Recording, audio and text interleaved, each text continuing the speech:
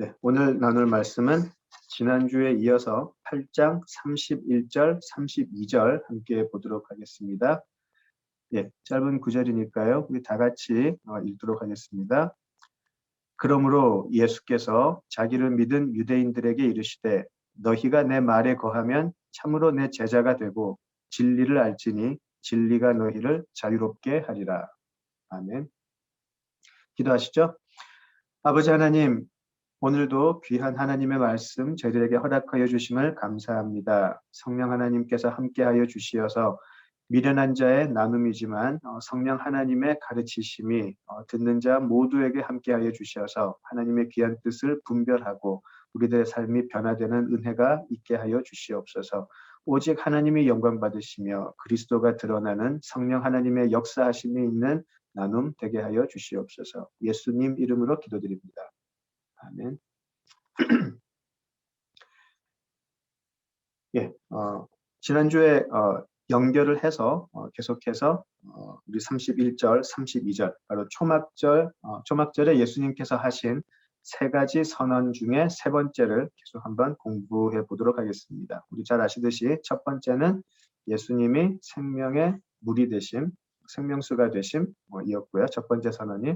두 번째 선언이 예수님이 세상의 빛이심을 우리가 공부를 했고요. 이제 세 번째, 예수님께서 진리가 되심을 우리가 공부를 하게 됩니다. 특별히 오늘 나눔은요, 다시 한번 31절을 보시면 참으로 내 제자가 되고 또 32절 진리를 알지니 진리가 너희를 자유롭게 하리라 라고 해가지고요. 진리가 우리를 자유롭게 하기 전에 몇 가지 거쳐야 할 것이 있었는데 그것이 예수님 안에 거하고, 그죠? 그래서 참 제자가 되고, 그리고 진리를 알고, 그리고 그 진리가 우리를 자유케 한다라는 부분이었거든요. 단 두 절이지만 굉장히 많은 의미가 담겨 있고요. 또 우리가 너무 쉽게 좀 간과하는 부분이 있지 않나, 또 그런 생각도 해보게 됩니다. 진리가 우리를 자유케 한다라는 너무나 잘 알려져 있는 이 부분에 대한 좀 서론 부분이 될 것 같아요, 오늘은. 그래서 전체적으로 지금까지 우리가 공부해 왔던 것에 대한 복습이 좀 될 것 같기도 하고요. 또 다음 주에 우리가 나눌 자유케 되는 것에 대한 이해를 위해서 좀 짚고 넘어가야 될 부분이 되겠습니다. 그래서 어쩌면 오늘 내용이 좀 다소 어색하고요. 좀 어정쩡하게 끝날 수도 있겠다 싶거든요. 그렇지만 다음 주에 있을 그 자유케함에 대한 자유케함에 대해서 우리가 좀 알아야 되고 다시 한번 그 반복하는 의미라 생각을 하시고요. 함께 좀 따라와 주시면 좋겠습니다. 자, 우리가 초막절에 예수님의 그 가르침 그리고 예수님의 그 외침 후에 두 부류의 사람들이 보여졌죠. 예수님을 여전히 배척하고 죽이려고 하는 사람들이 보였고요. 또 한 부류는 우리 8장 30절에서 보시듯이 많은 사람이 믿더라라고 해가지고요. 예수님을 믿기 시작하는 두 부류로 나뉘어졌었어요. 그죠? 자, 그 믿기 시작하는 사람들, 그 전에는 모든 사람들에게, 지금 성전에 모인 사람들에게 외치셨다가 이제 8장 30절에서 31절은 예수님이 상대하시는 그룹이 달라지죠. 예수님을 믿기 시작하는 사람들을 향해서 예수님은 말씀하기 시작하세요. 자, 그들에게 너희들이 내 말을 믿기 시작하는데 어떻게 하면 너희들이 참 제자가 될까?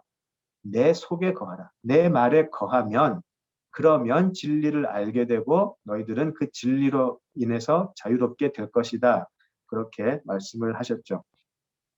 그 가장 큰 전제 조건은 예수님 안에 거함이었고요. 우리가 지난주에 거기에 대해서 말씀을 나눴죠. 불과 6개월 전에 예수님은 많은 무리의 제자들이 예수님을 한순간에 떠나가는 것을 경험을 하셨어요. 우리가 오병이어 이적 이후에 예수님을 따라온 많은 제자라고 일컫는 사람들이 예수님의 말씀이 너무 어렵고 용납할 수가 없어서 그냥 돌아가는 것을 보았죠. 그들은 동행을 멈추었고요. 예수님에게 머물러 있지 않았고 예수님을 등지게 되었고 떠나가게 되었죠. 자, 6개월 지난 후에 예수님은 그렇다면 그때 나를 떠나간 제자들이 나를 떠나갈 사람들이 그렇게 많았는데 누가 그러면 참 제자가 될 것인가에 대해서 지금 말씀을 하세요. 거기에 대한 가장 큰 전제 조건이 우리가 지난주에 나누었던 예수님 안에 거한다라는 것이었어요. 그래서 우리가 그 예수님 안에 그렇다면 과연 거한다라는 것이 무엇인가에 대해서 우리가 지난주에 나눔을 가졌죠. 제가 지난주에 거기에 대해서 말씀을 드리다가 시간이 너무 가가지고요. 제가 마지막으로 말씀드리지 못한 부분이 있거든요. 그래서 그 부분 잠깐 짚고 넘어가도록 하겠습니다. 우리 6장 56절로 한번 가보시죠. 6장 56절입니다. 우리가 이전에 공부했듯이요. 6장 66절에서 제자들이 예수님을 떠나가죠. 그리고 그들은 다시 예수님께 오지 않았다라고 기록이 되어 있는데요. 자, 그들이 무슨 말을 들었길래, 예수님으로부터 무슨 말을 들었길래 그들이 서로 수근수근하며 예수님으로부터 등을 돌렸을까? 바로 6장 51절에서 58절 사이의 말씀이 가장 직접적인 영향을 끼친 것 같아요. 우리가 잘 알고 있는 너희가 내 살을 먹고 내 피를 마시면 영생을 얻게 될 것이다. 바로 그 부분이었죠. 그들은 이것을 이해할 수가 없었어요. 어떻게 자기 살을 먹으라 그러고 자기 피를 마시라 그러고 그리고 그렇게 해야만 영생을 가진다 그러고 그런데 우리 조상들은 만나를 먹고도 다 죽었는데 자신의 살을 먹고 피를 마시는 자들은 영원히 산다라고 하니까 그들은 그 말씀을 도저히 용납할 수가 없었어요. 자, 그 중에서 6장 56절을 한번 보실까요? 6장 56절을 보시면 내 살을 먹고 내 피를 마시는 자는 그 다음이 내 안에 거하고 나도 그의 안에 거하리니 라고 되어 있어요. 그죠? 예수님과 우리가 연합될 것을 이야기를 하세요. 우리가 어떻게 하면 예수님 안에 거할 수 있습니까? 어떻게 하면 예수님 안에 거해서 참 제자가 될 수 있습니까? 우리가 지난주에 포도나무 그리고 포도나무 가지에 대한 비유를 가지고 설명을 했었는데요. 예수님께서 바로 6장에서 말씀하셨던 너무나 큰 비밀은 바로 이것이에요. 예수님의 살을 먹고 피를 마신다라는 의미인 것이죠. 또 그것은 포도나무 가지 비유와 연결되어 있어요. 왜냐하면 우리가 가지가 되어서 포도나무에 연결되어 있다면 우리가 비 먹고 사는 게 아니죠. 우리가 다른 양분을 먹고 사는 게 아니죠. 나무가 가져다 주는 양분만을 먹고 가지는 열매를 맺게 되죠. 다른 그 어떤 것을 주어도 그것이 포도나무를 통해서 올라오지 않으면 가지는 그것을 가지고 살 수 없죠. 그래서 일맥상통하는 부분이에요. 내 살을 먹고 내 피를 마셔라. 너희들은 가지이기 때문에 나무인 내가 주는 양분을 먹고 열매를 맺어야 한다. 똑같은 말씀이에요. 살을 먹고 피를 마신다. 그죠? 자, 그렇게 될 때에 너희가 내가 주는 양분을 먹고 자랄 때에 너희가 내 살을 먹고 내 피를 마시는 그 순간부터 너희들이 이때까지 가졌던 모든 뜻, 너희들이 품었던 의지 그런 것이 어떻게 되죠? 말소가 되어버린다는 거죠. 더 이상 너희들 안에서 그것이 너희들을 이끌지 못한다라고 말씀을 하시는 거죠. 너희들이 나를 먹으면 그때부터는 이제 내 뜻이 너희 뜻이 되어야 되고 나의 이끌음이 너를 이끌게 되는 것이지 너희들의 원하는 것, 너희들이 계획하는 것, 너희들이 옳다고 여기는 것이 더 이상 너희들을 주장하지 못한다라고 말씀하시는 것이죠. 우리들은 어떻게 되나요? 우리들은 가지이기 때문에 오직 나무가 주는 것만 먹고 보여주는 것만 보고 이끄시는 대로 움직이는 것이죠. 그래서 더 나서지도 않고 뒤로 처지지도 않고 오직 내 뜻 안에 거하시는 오직 예수님의 인도하심만을 따라가는 상태가 되는 것이죠. 그래서 내 뜻, 내가 생각하는 내 삶의 어떤 모습 그리고 그런 나의 뜻이 성취됨 그 안에 거하는 예수님이 아니고요. 예수님의 뜻 안에 거하는 우리가 되어버리는 것이죠. 이것을 우리는 거듭난다라고 이야기를 해요. 왜냐하면 우리가 너무나 많은 순간 우리들의 뜻은 그대로 있어요. 조금 더 심하게 말씀을 드리면 예수님 믿고 우리의 뜻은 더 커질 수도 있어요. 예수님 믿으면 만사 형통한다니까. 그리고 내 뜻이 이루어지는 것이 모든 것이 예수님의 은혜라고 생각할 수 있으니까. 오히려 우리는 세상에 대해서 우리들의 뜻을 더 크게 할 수도 있어요. 그리고 그런 것들을 부추기는 거짓 선지자들이 목사라는 이름으로 대형 교회를 만들었고요. 미국에도 몇 개 있어요. 이렇게 하면 여러분들은 더 잘 될 것입니다. 이런 식으로 해가지고 사람들을 예수님의 이름으로 현혹하는 인간들이 분명히 있어요.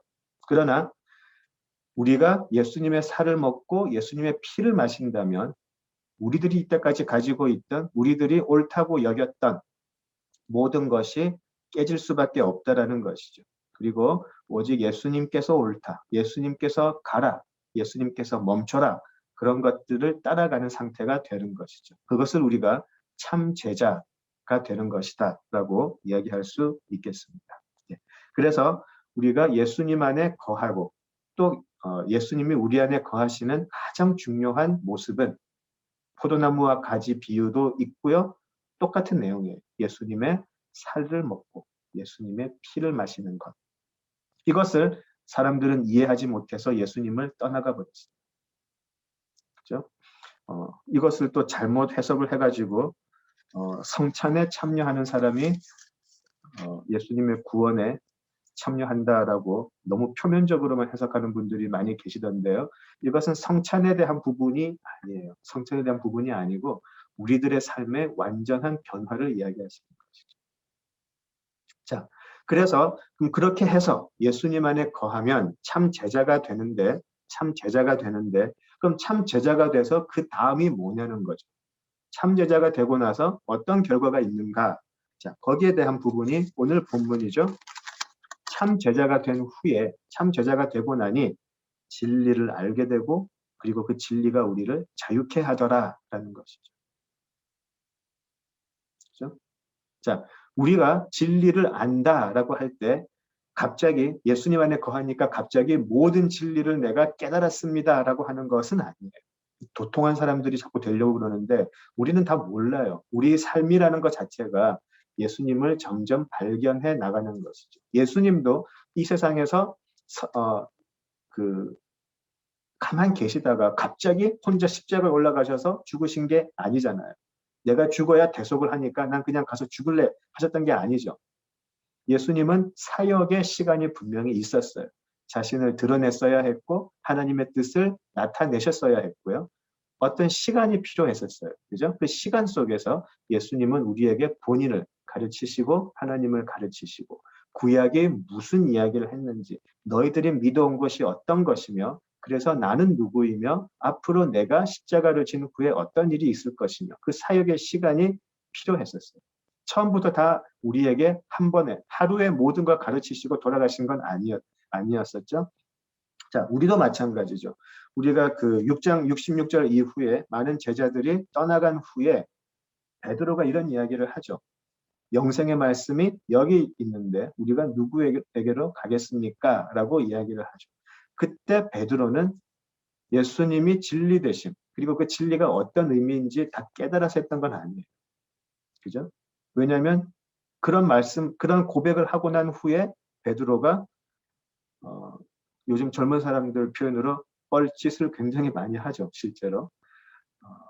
그러나 그는 예수님에 대한 신뢰가 쌓여가는 과정 속에 있었어요. 그래서 그는 예수님께 계속 머물러 있을 수 있었고 예수님의 사역에 계속해서 동참할 수 있었죠. 그 신뢰가 자라고 있었던 것이죠. 예수님은 진리를 깨달은 사람들에게 찾아가신 것이 아니었고요. 그러면 참 큰일 날 것 같아요. 진리를 아는 사람들에게 찾아가신 것이 아니고 그와 동행하는 자들에게 예수님께 머물러서 같이 살아가는 사람들에게 계속해서 진리를 보여주시죠. 알게 하시고 그리고 그 과정 속에서 진리가 이런 것이구나. 매일매일 발견하게 되고 그리고 그 알게 되는 진리가 무엇인가 우리를 얽매고 있는 세력에서 우리를 자유케 하는 것이죠. 자, 그 부분은 우리가 다음 주에 이야기를 하도록 하고요. 그래서 예수님께 머물고 예수님과 동행하는 자들에게 주어지는 특권이 바로 제자가 되어 진리를 알게 된다라는 것이죠. 그렇죠? 예, 참 우리 인류 역사를 보면 이 질문만큼 반복되는 질문이 없지 않나 싶어요. 진리가 무엇입니까? 그래서 대학생들에게서는 객동 철학도 나오게 되고 서울 거리를 걸어가면 도를 아십니까 하고 접근하는 사람도 있고 많은 종교들이 진리가 무엇인가에 대한 답을 하기 위해서 종교와 철학들이 생겨나고 그죠? 또 많은 이단들도 생겨나게 되고 진리를 알게 될 터인 진리를 알게 된다라는 이 짧은 말이 사실 엄청난 선언이죠. 예수님은 내 안에 거하면 너희들이 진리를 안다라고 하는 이 짧은 말이 사실은 예수님을 사기꾼과 구세주의 경계에 놓는 발언이에요. 어떻게 예수님에 머물러 있으면 우리가 진리를 알 수 있나? 그죠? 예수님은 사기꾼이 되든지 아주 인류 역사의 최고의 허풍쟁이가 되든지 아니면 참 구주가 되시는 바로 그 경계 선상에 딱 놓여 있게 되는 것이죠. 그렇죠? 자, 예수님은 나중에 14장 6절에서 본인이 진리라라고 말씀을 하시죠. 우리가 잘 알고 있는 내가 곧 길이요 진리요 생명이다 라고 말씀을 하세요. 8장에서는 너희가 내 안에 거하면 진리를 알게 될 텐데 그 진리가 너희를 자유케 할 것이다. 그리고 나중에 14장에 가셔서는 그런데 그 진리가 바로 나다라고 이야기를 하시죠. 지금 사람들은 아직도 예수님을 갈릴리 목수 요셉의 아들로 보고 있어요. 그런데 꽤 신기한 능력을 가진 자, 그리고 교육은 받지 않은 것 같은데 꽤 유식한 척하는 사람, 거진 그 정도로 지금 알고 있는 것 같아요. 그런데 예수님께 머물러서 동행하는 자들은 점점 이분이 살아계신 하나님의 아들이구나라고 보기 시작한다라는 것이죠. 그것이 나중에 9장에서의 이적을 통해서 또 발전이 될 텐데요. 하나님의 아들 예수 그리스도를 보게 되는 것. 그분이 유일한 진리가 되심, 그것을 아는 것. 그것이 참 제자의 특권이고 참 제자가 반드시 경험하게 될 은혜라는 것이죠.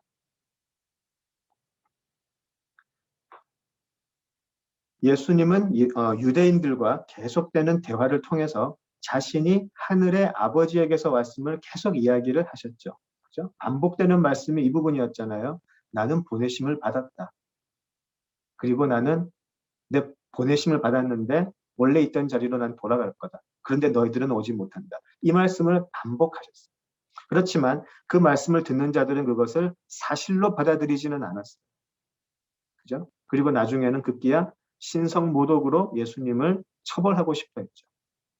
그들에게는 진리의 영인 성령이 거하지 않았기 때문에 진리신 예수님을 알아볼 수가 없었어요. 예수님께서는 그런 그들에게 너희들은 하나님께 예배드린다고 하지만 너희들은 하나님을 사랑하는 자들이 아니다. 그리고 너희들은 하나님께 속한 자들이 아니다. 하나님께 속하지 않으니 하나님께서 보내신 아들을 알아보지 못하는 것 당연하다라고 계속 이야기를 하고 계셨어요. 자, 예수님이 하나님의 아들임을 알아보지 못하는 자들의 결국은 어떻게 되나요? 예수님을 죽이려고 하죠. 때로는 잠깐 관심을 보이기도 해요. 때로는 생업을 포기하고 따라 나설 때도 있어요. 그러나 결국은 예수님께 등을 돌리고 각자의 삶으로 다시 돌아가죠. 그래서 예수님은 그들은 그들의 죄 중에서 살다가 죄 안에서 죽게 될 것이다 라고 말씀을 하셨던 것이죠. 예수님께서는 사역을 시작하시면서 지금까지 진리이신 자신을 대해서 계속 드러내셨어요. 계속 보여주셨고요. 어떻게 보여주셨냐면 사역 내내 하신 것은요. 구약의 예언들이 어떻게 자신에게서 모두 성취가 되는지를 계속 보여주고 계셨어요. 그래서 예수님의 사역을 우리 복음서를 공부를 하시면 계속 그런 걸 보게 되죠. 예수님은 계속 구약의 말씀을 인용하는 것을 계속 보시게 될 거예요. 그리고 어떤 예언을 이루려 하심이었다라는 표현도 나오게 돼요. 예수님은 계속해서 구약의 선지자들을 통해서 보여주시고 들려주신 하나님의 말씀이 자신을 통해서 다 이루어진다는 것을 보여주고 싶어 하셨어요. 그래서 우리는 우리는 예수님을 종말론적 성취라고 이야기를 해요. 왜냐하면 모든 예언이 그리고 모든 율법이 모든 절기가 예수님으로만 향하게 되어 있는데 그 유일한 향하는 한 분이신 예수님이 드디어 오셨으니까 우리는 그것을 종말론적인 성취라 그래요. 다 끝이 났어요. 율법도 예수님이 오심으로 폐해진 게 아니고요. 완성이 되어버렸어요. 엄청난 사건이죠. 왜 예수님이 초막절 때 이런 놀라운 선언을 하셨을까? 바로 예수님은 초막절 절기 지키는 거에 대해서 뭐라 그러지 않으셨어요. 그죠?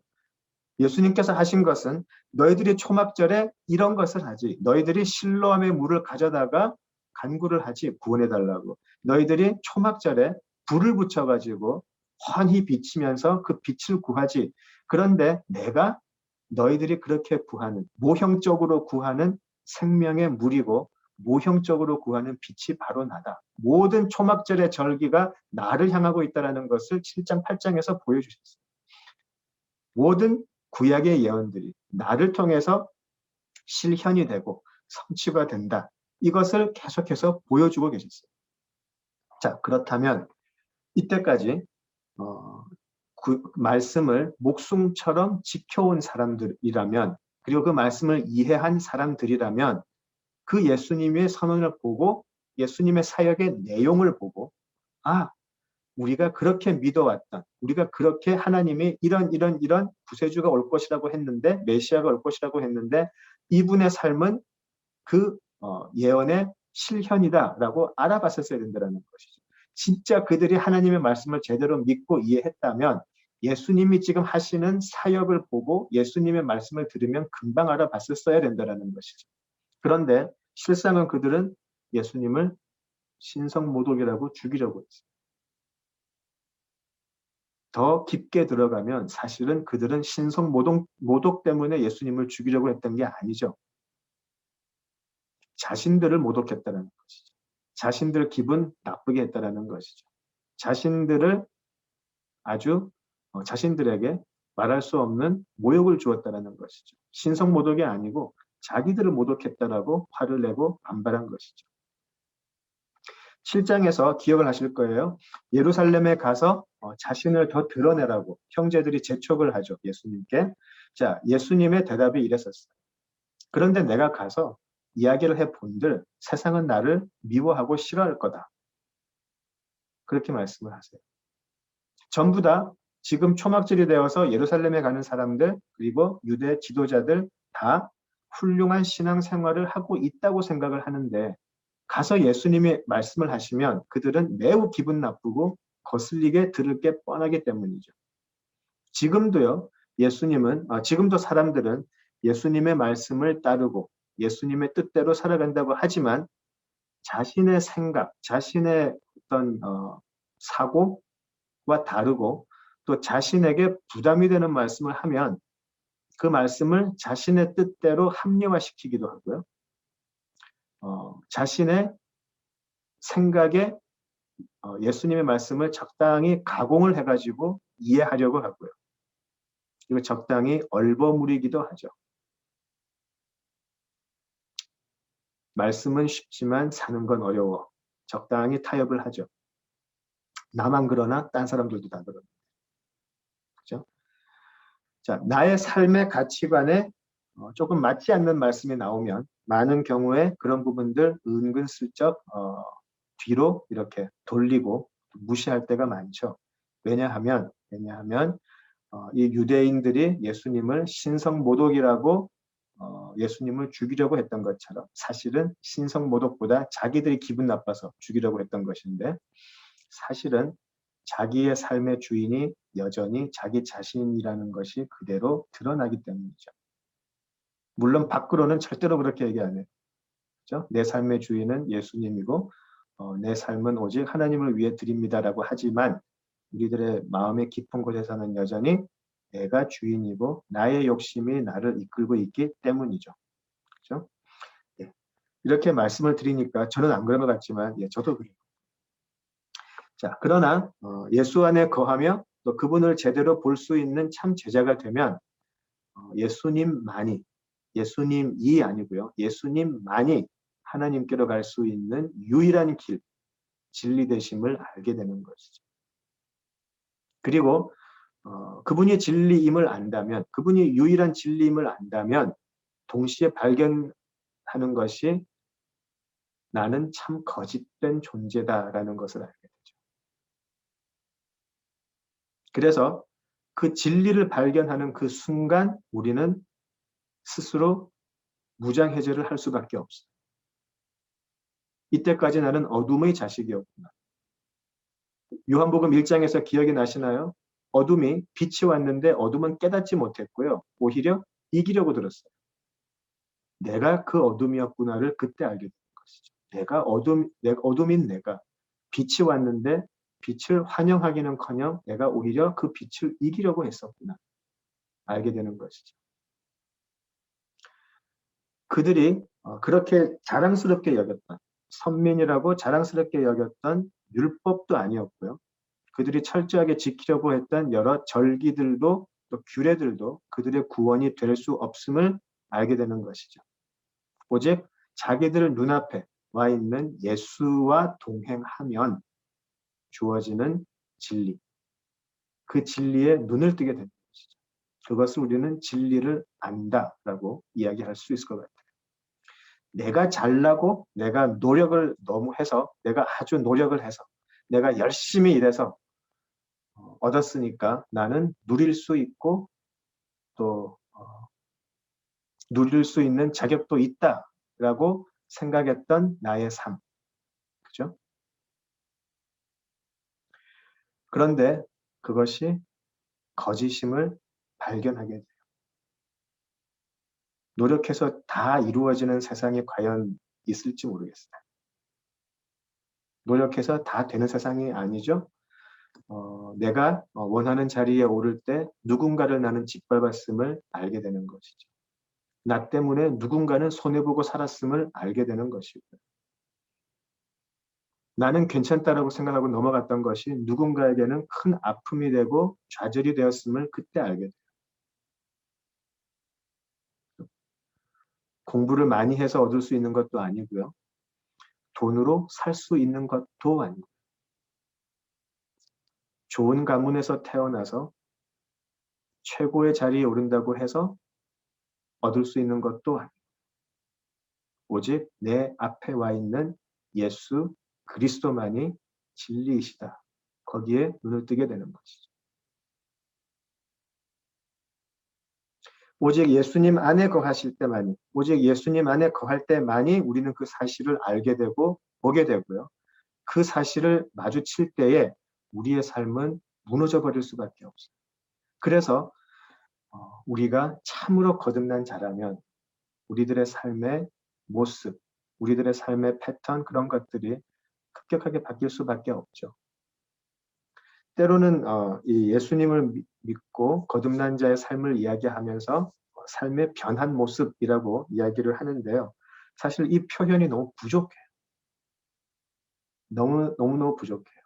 변한다 그러면 어제하고 조금 다른 모습 그 정도.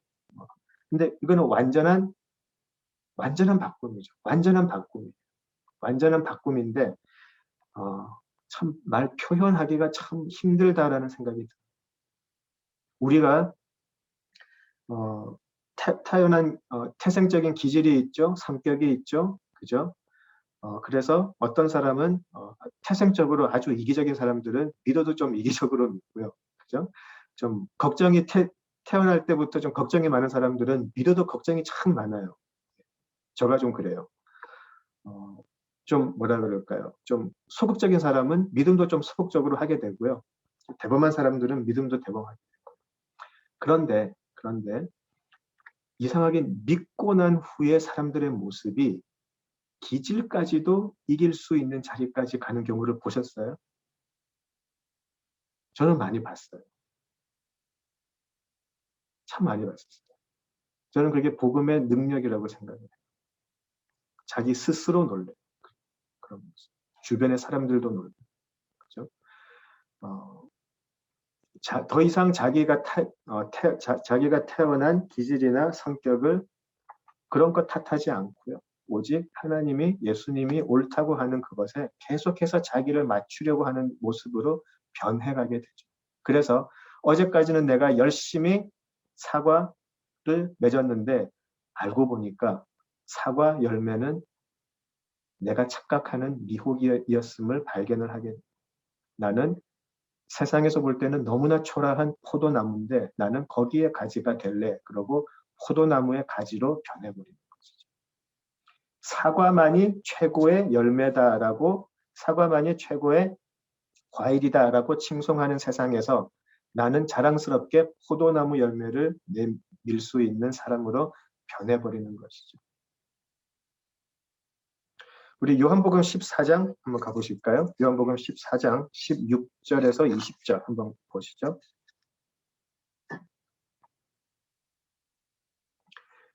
요한복음 14장 16절에서 20절 한번 같이 보시겠습니다. 요한복음 14장 16절에서 20절.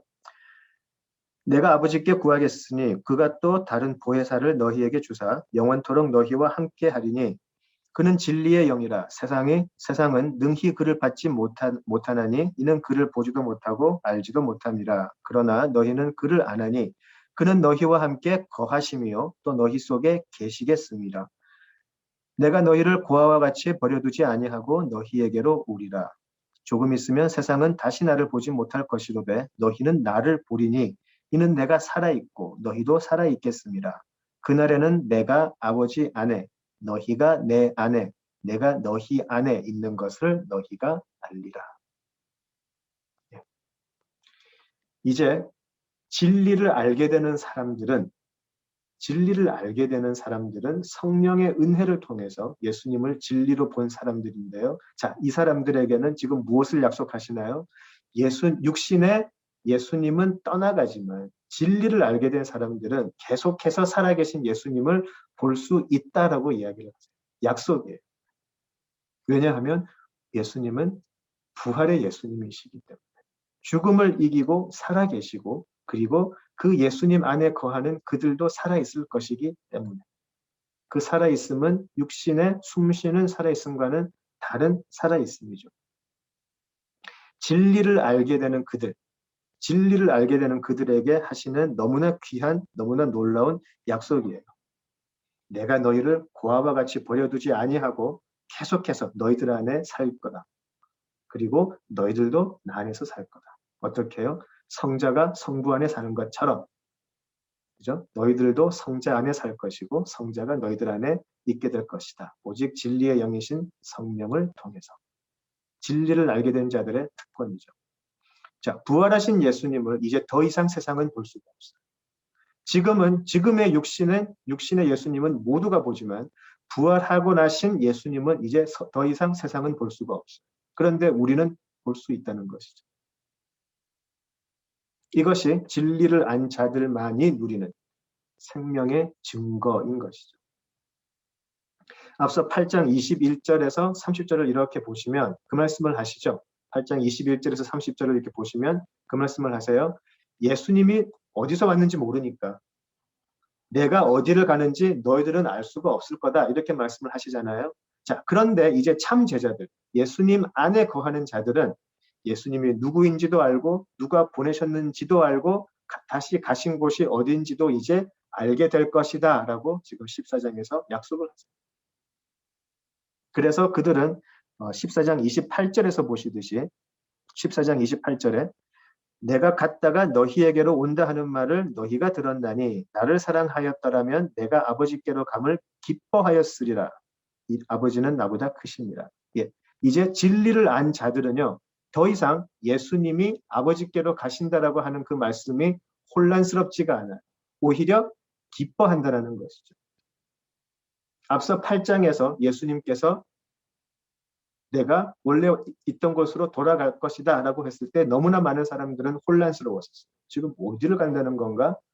엉뚱하게 지금 저 사람이 자결하려는가? 그런 반응까지 나왔었잖아요. 자, 14장에서 보혜사 성령을 받은 사람들은 이제 그 말씀이 혼란스럽지 않아요. 오히려 예수님이 아버지께로 가심을 기뻐하세요. 이제 보혜사 성령이 주어져서 부활의 예수님과 계속해서 동행할 수 있음을 알기 때문에. 이렇게 예수님과 동행하고 참 제자가 되면 예수님의 하나님의 아들 되심과 그 아들의 대속 그리고 부활을 알게 되죠. 그리고 그것을 진리로 알게 되죠. 그리고 그 대속의 은혜 그리고 부활의 능력이 나에게도 다가오게 되고요. 지금까지 나를 너무나 아프게 그리고 힘들게 짓눌렀던 그런 사상의 무게를 이제 이겨낼 수 있게 된다라는 것이죠. 한번 그런 그림을 한번 그려보실까요? 내가 어떤 곳에 있는데 우리가 하늘을 이렇게 쳐다봤는데 위에서 너무나 큰 쇳덩어리가 나에게로 떨어지고 있어. 너무나 커서 지금 내가 달려간다고 해서 벗어날 수 없는 너무나 크고 무거운 쇳덩어리가 지금 떨어지고 있어. 그리고 그 쇳덩어리는 우리 평생에 몇 번이고 우리를 찍어 누르고 다시 올라가서 일어설 때 되면 또 찍어 누르고 우리의 평생에 그 쇳덩어리는 우리를 힘들게 했어. 아프게 했고 너무나 힘들게 했고 일어나면 또 찍어 누르고 일어나면 또 찍어 누르고 도저히 우리의 힘으로는 그 쇳덩어리를 이길 힘이 없었어요. 능력이 없었어요. 자, 그런데 예수님과 동행하고 참 제자가 되고 나니까 이제 어느덧 나에게로 계속해서 떨어지던 쇳덩어리가 나를 치지 못함을 알게 돼요. 옆에 봤더니 예수님이 그 쇳덩어리를 받아내고 계시는 것이죠. 이제 그것을 발견하기 시작을 나를 내려치고 다시 올라가서 다시 떨어지고 이것을 반복하던 세상의 무게가 어느 순간 나에게는 떨어지는데 나를 짓누르지는 못한다는 것을 발견하게 돼요. 그것은 우리가 죄의 삶을 살면서 벗어날 수 없었던 사망, 죄의 삭신 사망이었죠. 그 사망이 더 이상 우리를 짓누르지 못하는 것이에요. 예수님이 그것을 능히 받아서 우리들에게서 벗어버릴 수 있게 해주시기 때문에. 그래서 사도 바울은 이런 조롱을 할 수가 있었어요. 사망아, 너의 승리가 어디 있느냐? 네가 쏘는 것이 어디 있느냐라고 호통칠 수가 있는 것이죠. 이전까지는 그 죄는 나의 죄 때문에 사망이라는 절망의 쇳덩어리를 계속해서 우리로 찍어 눌렀는데 이제 더 이상 우리 앞에서는 힘을 쓰지를 못하는 것이죠. 계속 쳐봐라. 나는 예수 이름으로 다시 일어난다. 그리고 예수님은 그 쇳덩어리를 던져버리실 것입니다. 진리를 알게 된 자들의 모습이라는 것이죠. 이렇게 죄로 인한 사망이라는 무기를 가지고 우리에게 다가오는 세상 앞에서 이제 우리는 더 이상 죄의 삭신 사망이 우리를 이기지 못하고 더 이상 우리에게 주인 노릇하지 못하고 하는 것을 알게 되고요. 우리는 기뻐하는 자들로 변화되는 것이죠. 우리는 죄와 사망에서 이제 자유하기 때문에 진리가 우리를 자유롭게 하기 때문에 우리는 기뻐하는 것이죠. 바로 진리를 안다는 것. 이제 자유함으로 이어집니다. 오늘은 아까 말씀을 드린 대로요. 이 자유함에 대해서 자유케 되는 것에 대해서 서론격으로 짧게 하고 다음 주에 좀 본격적으로 나누도록 하겠습니다. 예수님이 세례를 받으신 후에 광야의 시험을 받으시죠. 그리고 광야의 시험을 이기신 후에 이제 사역을 시작하시는데요. 자, 예수님의 사역의 시작 선언이 무엇이었는지 다 기억을 하실 거예요. 예수님이 사역을 시작을 하시면서 공개적으로 내 사역의 주제는 이것이 될 것이다 라고 하신 부분이 있어요. 그죠? 대통령이 취임을 할 때 취임사를 이야기하는 것은 앞으로 나의 통치는 여기에 근거할 것이다 라고 보통 이야기를 하는 것인데요. 예수님은 자신의 사역을 시작하시면서 그 많은 구약의 내용 중에 굳이 이 부분을 인용을 하셨어요. 한번 같이 가보시죠. 우리 누가복음 4장으로 가보겠습니다. 누가복음 4장 16절에서 19절입니다. 우리 예전에 한번 공부했던 부분인데요. 누가복음 4장 16절에서 19절입니다.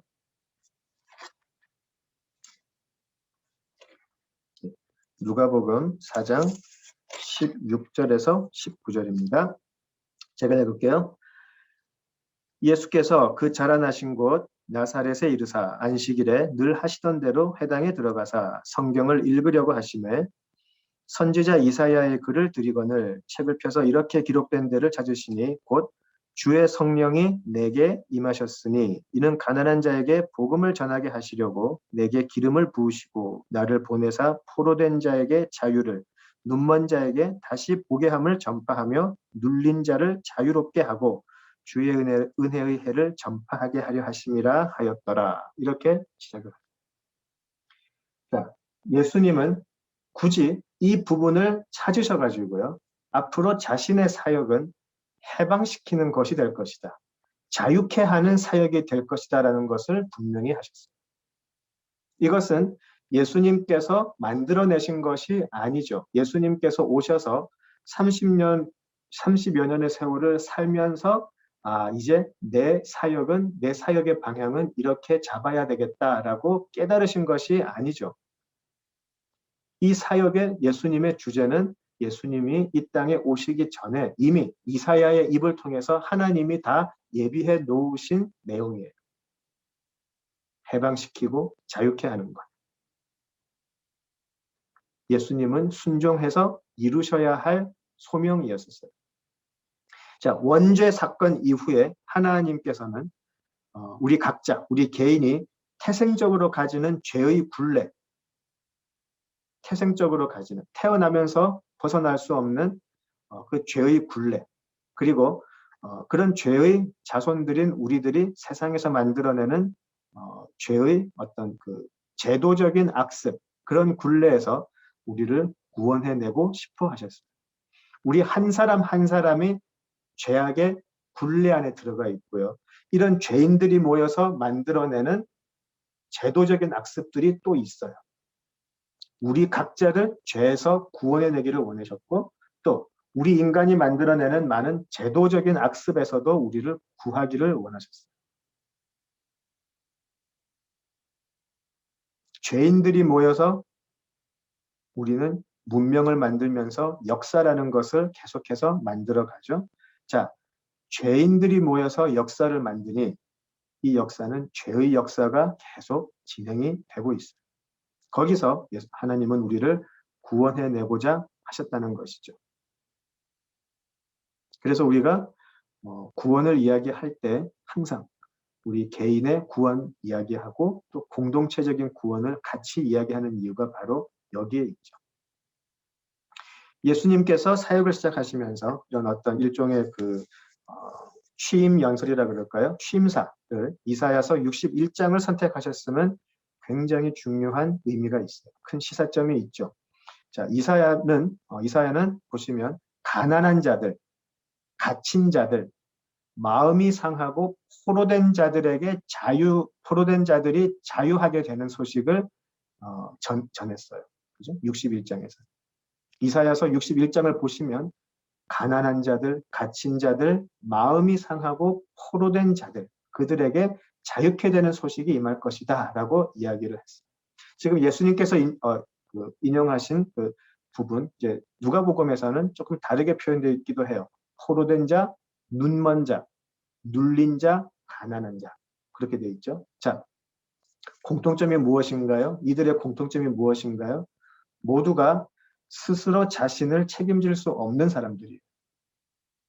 모두가 누군가 자기를 도와주지 않으면 스스로의 삶을 살 수 없는 사람들이죠. 더 힘센 사람, 자신의 삶이 자신들의 삶의 주권이 자기에게 없는 사람들이에요. 공동체가 그들을 거부하고요. 더 힘센 사람들이 자신의 삶을 통제하고 주관해요. 그래서 자기 자신의 삶에 대한 주권이 없는 사람들이에요. 자기보다 더 높은 권력과 힘이 있는 자들에게 자신의 삶을 통제당하는 사람들이에요. 그들은 삶의 고난과 억압, 그런 고통을 알죠. 자신이 아무리 노력해도 벗어날 수 없는, 자신을 올가매는 그런 제도적인 사슬 속에서 도저히 벗어날 수가 없어요. 사회가 눈먼 자들은 싫어한다면 그 사람은 어떻게 할 수가 없죠. 공동체에서 가난한 자들은 게으른 자들, 도와줄 가치가 없는 자들이라고 해버린다면 가난한 자들은 자기들의 삶을 어떻게 할 수가 없어요. 제도적으로 사람들이 아무리 노력해도 안정적인 삶을 살 수 없게 만들어버린다면 가난한 자들은 어떻게 그들의 삶을 자유롭게 할 수가 없어요. 오직 그들에게 임하는 자유와 해방의 소식은 엄청났을 거예요. 제가 요즘 굉장히 아주 심각하게 보는 드라마가 하나 있습니다. 다 보셨을 것 같은데 미스터 선샤인 혹시 보셨나요? 성경 공부만 하시지 마시고요. 이런 드라마도 좀 이렇게 보시면 좋겠습니다. 그 미스터 선샤인이라고요. 한번 꼭 찾아보세요. 그 조선이 이제 구한말 시대에 일본에게 먹히기 바로 직전의 시대예요. 그래서 구한말에 그 양반 제도가 아직 그대로 있고요. 그리고 이제 개화가 이제 막 진행되는 딱 굉장히 애매한 시점이 시대적인 배경인데요. 거기를 보면 이제 그 신분 제도라는 것이 얼마나 한 사회와 한 역사를 갉아먹었는가를 우리가 알 수 있어요. 자, 조선시대의 노비와 양반 한번 생각을 해볼까요? 계속 그 드라마에서도 계속 나오는 건데 누가 노비로 태어나고 싶어서 태어났나요? 태어나고 보니까 노비였었어요. 누구는 태어나고 보니까 양반이었었어요. 자신이 어떻게 벗어날 수 없는 신분의 굴레 속에 다들 갇혀버린 거죠. 태어나는 그 순간. 엄마 뱃속에 있을 때는 다 그냥 태아였는데 세상에 나와 보니까 누구는 노비가 되어 있고 누구는 양반이 되어 있고 노비가 되고 나니까 노비는 자신들의 삶의 주권이 그들에게 없어요. 양반이 죽으라 그러면 죽어야 되는 거고 양반이 어떻게 시키는 대로밖에 살 수가 없죠. 자, 그런 상황 속에서 신분의 억압 속에서 노비들이 태생적으로 속할 수밖에 없는 그 어떤 신분 제도를 벗어날 수 있는 방법이 있었을까? 고민할 수밖에 없어요. 양반들에게 결국 신분 철폐가 이루어질 때 양반들이 기뻐했을까요? 그렇게 많은 공부를 하고 인간에 대해서 고민을 했던 사대부들은요, 신분 철폐라는 소식 앞에 통곡을 하죠. 세상 망하게 생겼던.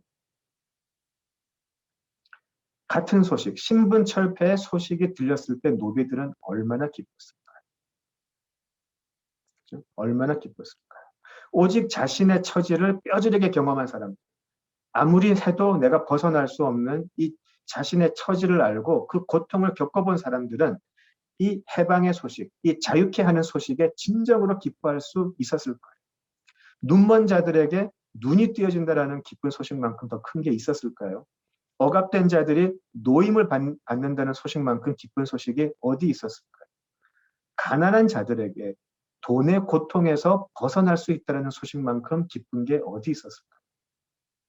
자신의 처지를 너무나 잘 알고 고통스러워하지만 자신의 힘으로는 어쩔 수 없었던 사람들에게 이제 외부에서 도움의 소식이 임하는 거죠. 왜 양반은 신분 철폐라는 소식 앞에 기뻐하지 못했을까요? 자신들이 누리던 것을 다 빼앗겨버리기 때문에. 그죠? 자, 우리들의 가장 큰 문제가 바로 여기에 있어요. 예수님을 만나서 동행을 하고 참 제자가 되면 이런 일이 생기게 돼요. 어제까지 나는 내가 아주 공부도 많이 하고 점잖은 양반인 줄 알았는데 내가 가난하고 눈멀고 포로된 자였구나를 알게 돼요. 이것이 참 제자들이 맞닥뜨리는 너무나 큰 현실이라는 것이죠. 진리를 알지니 진리를 알게 돼요. 고상하게 살고 열심히 살았고 멋있게 살았던 것 같은데 사실은 네가 영적으로 가난하고 영적으로 눈이 멀어 있고 영적으로 포로된 자다라는 것을 폭로시켜버리죠. 내가 가지고 있는 가장 큰 문제가 바로 나 자신이었구나를 그때 알게 됩니다. 그래서 그 처절한 외침이 있죠. 내가 죄악의 괴수다. 누가 이 사망의 몸에서 나를 건져낼 수 있을까 한탄하게 되는 것이죠. 그리고 그 현실 앞에서 예수님을 보게 돼요. 오직 예수님만이 사망의 몸에서 나를 건져낼 수 있고 자신이 되신 나의 죄가를 치르실 만큼 나를 사랑하시며 그분의 대속이 완벽하다라는 것을 알게 되고 기뻐할 수밖에 없죠. 1차적으로는 모르겠어요. 여기서 말하는 해방은 1차적으로는 아마 포로식에 대한 예언이었겠죠. 다른 민족에게 포로가 되어서 모든 주권을 잃어버리고 살았던 시절이 끝이 나고 이제 그 억압에서 자유케 되는 기쁨으로 해석을 했겠죠. 그러나 마치 한국이 일본에게서 해방되는 것처럼 그러나 예수님께서 지금 사역을 시작하시면서 이사야서 61장을 선택하심은 로마에게서 해방되는 그런 식의 말씀이 아니라 바로 영적인 가난한 자, 포로된 자, 눈먼 자 그런 것에서 너희들이 해방되게 자유케 되게 해주겠다라고 하신 약속이죠. 온 인류가 필연적으로 처해 있는 영적 억압에서의 해방임을 분명히 하신 것이죠. 예수님 말씀 안에 거하면 예수님의 참 제자가 되고 진리를 알게 되어 자유케 된다고 약속하세요. 자, 어떤 자유일까요? 이 부분은 우리 다음 주에 계속해서 알아보도록 하겠습니다. 오늘은 우리 여기까지 하죠. 기도하시겠습니다. 아버지 하나님, 예수님 안에 거할 때에 저희들이 참 제자가 되고 진리를 알게 됨을 우리가 나누었습니다. 하나님, 우리 자신을 맞닥뜨릴 수 있게 하시고 우리가 그려내는 참 좋은 우리의 모습이 아닌 예수님 없이는 망할 수밖에 없는 우리 자신을 볼 수 있게 하여 주시옵소서. 그리고 이제 예수님의 옷을 입어 그리스도의 옷을 입어 하나님의 허락하시는 의를 받는 하나님의 아들과 딸로 거듭나는 우리 모습을 보게 하여 주시옵소서.